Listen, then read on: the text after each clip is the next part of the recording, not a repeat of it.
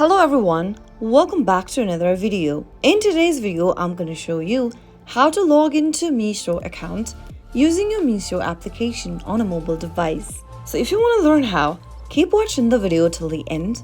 Don't forget to subscribe to our channel by hitting that subscribe button. Press the notification bell so that you'll never miss another upcoming upload from us. Now, let's get started. Open up your Meesho application from your app drawer. Soon after you open up the app, you'll end up in the main home page. To get access to your account, tap the account button at the bottom right and tap on the sign up button at the top of the screen. You'll now need to select your country from the drop down and enter your phone number associated with your Meesho account. Select your country and enter your registered mobile number. Now tap on send OTP. Now you'll need to enter the OTP that you'll receive via SMS. Type in the OTP in the text box and tap on verify. Soon after you do that, you'll be able to log into your Meesho account. That is how you can easily get access to Meesho application using your mobile device in a few simple steps.